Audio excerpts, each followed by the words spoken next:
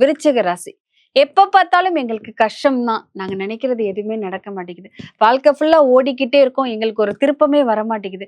கஷ்டம் அப்படின்னாலே விருச்சிக ராசி அப்படிங்கிறது தான் நெறைய பேர் சொல்றாங்க. விருச்சிக ராசிக்கு எதுவும் மாற்றம் இருக்காதா? விருச்சிக ராசிக்கு கேட்டு சொல்லுங்க அப்படின்னு சொல்லி கமெண்ட்ஸ்ல எல்லாம் போடுவாங்க. ஏன் சார் விருச்சிக ராசிக்கு 2026ல ஏதாவது மாற்றம் ஏற்படுமா? கண்டிப்பா மேடம். அதாவது நம்ம யூடியூப் சேனல்ல பேசும்போதே பல கமெண்ட்ஸ் வரும். அதுல விருச்சிக ராசிக்காரங்க அதிகமா கமெண்ட்ஸ் பண்ணுவாங்க. நீங்க சொல்றீங்க, என் வாழ்க்கையில மாற்றம் வர மாட்டேங்குது. நாங்க போராட்டத்த மட்டும் தான் சந்திக்கிறோம். வருஷம் வருஷம் வருடங்கள் மாறுது. மாதம் மாதம் தேதிகள் மாறுது. ஆனா எங்களுடைய வாழ்க்கையில எந்த மாற்றமும் இல்லையே அப்படின்னு எதிர்பார்க்குறாங்க. ஏன்னா காலசக்கரத்துக்கு 8ஆம் இடம். இந்த 8ஆம் இடத்துல நம்ம விருச்சிக ராசிக்காரங்க அமர்ந்திருக்காங்க. பல ரகசியங்கள ஆளுமை செலுத்தக்கூடிய நபர்கள் நம்மளுடைய விருச்சிக ராசிக்காரங்க. ரொம்ப ஆழ்ந்த சிந்தனையில செயல்படுவாங்க. ரொம்ப அது யோசிப்பாங்க. ரொம்ப யோசிப்பாங்க. ஓகே. அது அவங்களுக்காண்டி கிடையாது, மத்தவங்களுக்காக. அதுதான் மைனஸ்.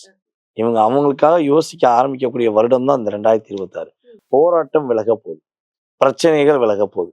துன்பங்கள் விலகப் போகுது. கவலைகள் விலகப் போகுது. இத்தனை விலகல் அவங்களுக்கு உறுதியாக இந்த 2026ல குரு பகவானுடைய பரிபூரண ஆற்றல் மூலமாக இவங்களுக்கு கிடைக்கும்.